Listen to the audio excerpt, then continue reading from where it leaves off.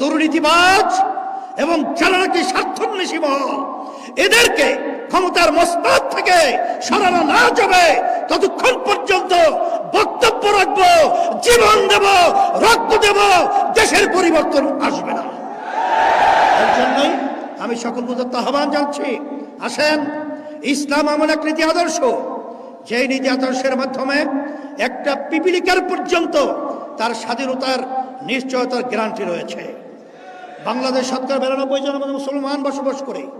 আমি সকল উদাত্ত আহ্বান জানাবো, আমরা বিএনপির দেশ পরিচালনা দেখেছি, আওয়ামী লীগের দেশ পরিচালনা দেখেছি, জাতীয় পার্টির দেখেছি, আর বারবার তাদেরকে নতুন শাড়ি পরিয়ে আবার নতুন বউ সাজিয়ে তাদের মাধ্যমে দেশ সুন্দর পাবো, সুন্দর করব, এই চিন্তাটা সম্পূর্ণ অমূলক এবং অযৌক্তিক।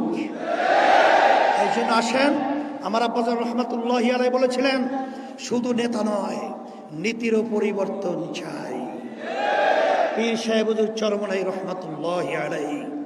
সেই হিসাবে বলবো, আজকে ইসলামের নামে আমাদেরকে ভয় দেখিয়ে যেভাবে মুসলমান সন্তানদের ভিতরে যে একটা ভয় ঢুকিয়ে দিয়েছে, ইসলাম তো ভয়ের জন্য আসে নাই।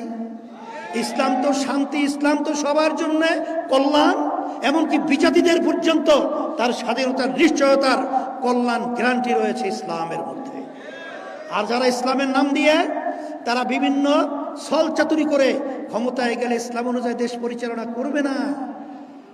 এরা বিভিন্ন ধরনের ছল চাতুরি করে আমাদের বাংলাদেশের মানুষকে বোকা পেয়ে ধোঁকা দিয়ে বারবার স্বার্থান্বেষী মহলগুলো স্বার্থ উদ্ধার করেছে।